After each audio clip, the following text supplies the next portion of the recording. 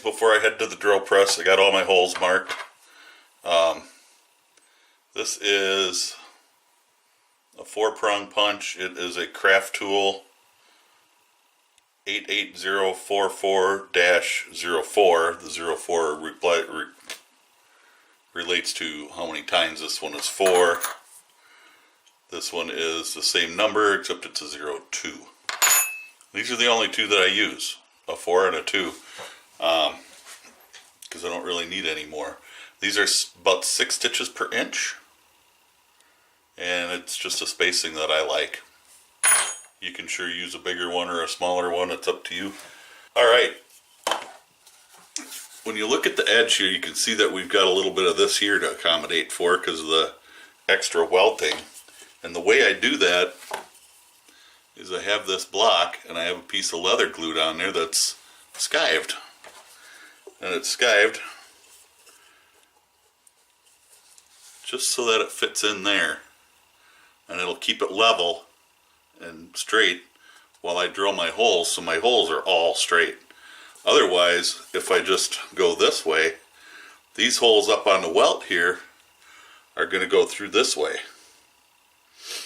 And if you want that, that's okay, but when you get off the welt, then your two holes are going to meet up and it's going to look bad and it's going to have functional issues. So that little piece of skived down leather helps me to correct that problem. I do this on all my sheaths. It's a piece of cake. It's just easier to do it that way. So take a few extra minutes, make your block of wood with your skived piece of leather, and that'll save you a lot of hassle in the end. So I'm going to move the camera a little. I'll go over to the drill press. I'm not going to drill a whole lot of holes for you, but I'll kind of show you how I get set up to do it. I don't know how well you'll see this, but I'm just going to set everything here, hold it, and start drilling. And all my holes should be perfect all the way down, all the way through the back side. My bit is a 1.5 millimeter, which is why I was going to grab my caliper to measure that for you, because I don't honestly remember what's in there. I bought like a dozen of them all at one time, and I think this one's just a touch bigger for if I'm using really like a linen thread, just because the linen thread's a little thicker and not as strong as the braided nylon that I use normally. So I'm going to drill these holes. I'll let you see a couple, and that's all I'm going to let you see because it's going to get noisy.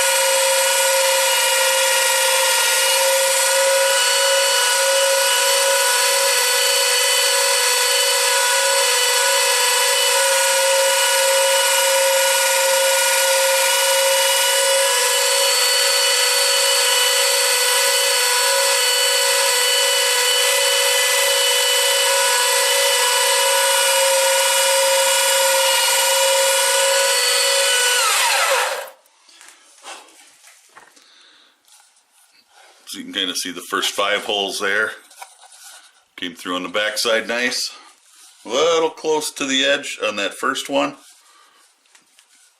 Could have been that it's just not quite kosher there, or I was holding it poorly. So I'm going to get the rest of these drilled and I'll get back. Alrighty, all my holes are drilled. See how nice that turned out on the front. This is my sheath. If this was a customer's sheath, I'd be chucking it right now. I'm getting really pissed off and just being kind of crabby. After I went back to the drill press, I showed you the first 5 holes. I screwed up a couple. Being my sheath, I'm not going to worry too much about it. If this was a customer's sheath, I'd chuck it. I will not let something like that out of my shop for a customer. So, it's mine. It's not going to bother me. It's not going to be a fatal flaw anywhere down the road. I'm just going to stitch it up. You'll see it. You won't see it on the front. You'll see it on the back though. But it's just for my knife. I need something to be able to protect my knife. I've just been keeping it in that stupid tube you've seen me with. So, I just need something to keep my knife in. This one is another story. I'll do that later. It's been a little while. I was out of commission for quite a while. So I haven't done a sheath in a long time. 6-8 months. And I kind of got to get that touch back. So we're getting there. Anyway, I'm going to stitch this up. I'm going to finish burnishing the edge. And put another coat of dye on it. And that's going to be it for this sheath. I'll show you the finished product when I'm done. Quick note here. When I'm doing a holster, I'm only going through 2 layers of leather. So I'll go about five times the length that I need. And I usually wind up with some extra, and that's fine. I'd rather have extra and throw some thread away than not have enough.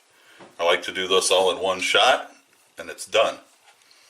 With something like this, I've got 3 layers up to here and 5 up here.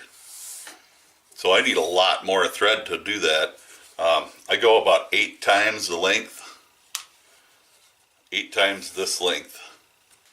And I should wind up okay. I'll let you know if I'm not. I'll probably be a little over. I might have, I don't know, 1.5 times this over. But when you get to the end of a project and you don't have enough to get a hold of to pull those last few stitches after you've backstitched, and you can't pull that tight, it's not fun. So I'm going to go ahead and stitch this. Remember, the first stitch, I'll start in the second hole.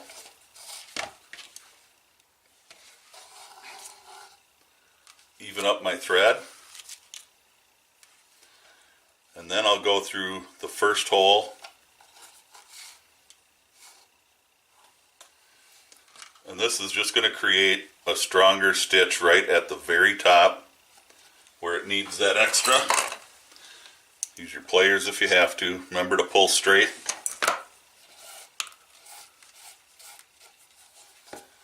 I'll just give it a little tug. Not a very hard tug, just a little bit. And then I'll go back through that second hole again.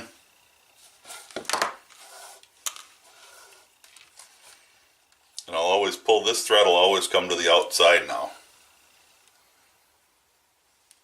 Ugh. I do hate dealing with this much thread, but it's one of those necessary evils in my eyes.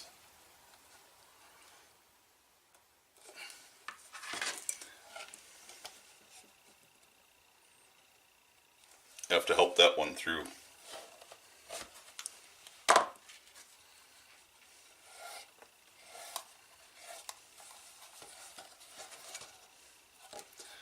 Pull her snug, and off we go with normal saddle stitch the rest of the way.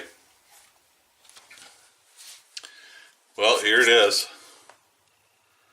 I had more projects going on than I know what to do with. I just used a neat's foot oil for a finish on it. I think it looks great. Very authentic to use an oil finish. The knife fits perfect. I couldn't ask for better. I'll put a lanyard on there or something that'll make it easier to draw. No, just fine. It's a little stiff. I'll leave the knife in it for a couple of days after I get another coat or 2 of oil on it, and should be good. The edges came out pretty nice. My stitching, well, you know, I showed you that boo-boo, and it is what it is. But other than that, everything came out and looks fantastic. Thanks for watching. We'll catch you in the next video.